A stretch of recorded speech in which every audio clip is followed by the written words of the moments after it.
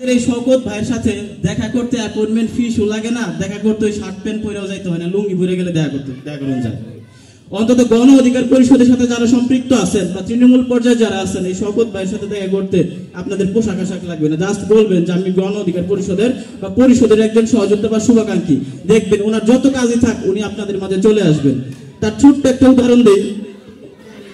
2023 সালের 28 অক্টোবর যেদিনকে 144 ধারা জারি করা হয়েছিল, আমাদের একটা সমাবেশ ছিল পল্টনে। ওই দিন আমাদের গাবতলী থেকে কিছু নেতাকর্মী আটক হয়েছিল।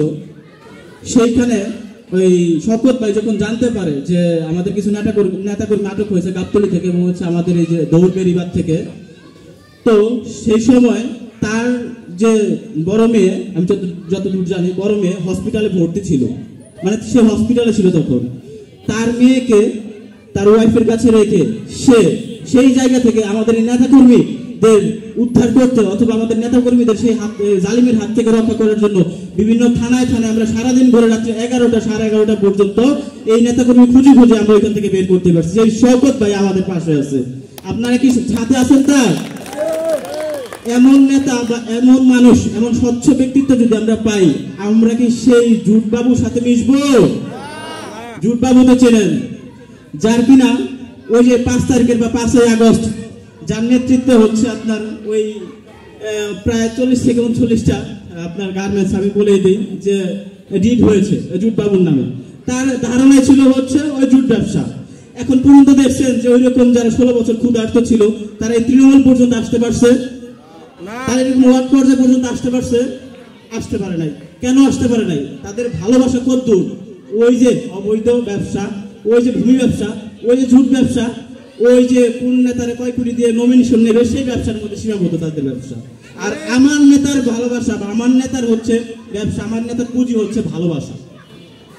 আজকে দেখতেন যে 16 বছরের যে গতানুগতিক রাজনৈতিক দল যেগুলো ছিল, হয়তো অনেকগুলো বাইক, এইখানে যদি প্রোগ্রামটা আমরা করতেছি, অন্যান্য দলের রাজনৈতিক প্রোগ্রাম হইলে হয়তো 250-100 বাইক থাকতো, অথবা আপনার 2-4টা মোটর বড় বড় হাই স্টাইল থাকতো, মিডিয়া আরো অনেক থাকতো। কিন্তু আমাদের নেই কেন? আমাদের ওই 50-100 বাইক গাড়ি কেন নেই? আমাদের এটা নাই। আমাদের তো টাকা পয়সাতে রাজনীতি করতে পারি না ভাই, আমরা টাকা পয়সাতে রাজনীতি করিও নাই, এখনো করতে পারবো না। কিন্তু আমরা যেটা দিতে পারবো, ভালোবাসা দিতে পারবো।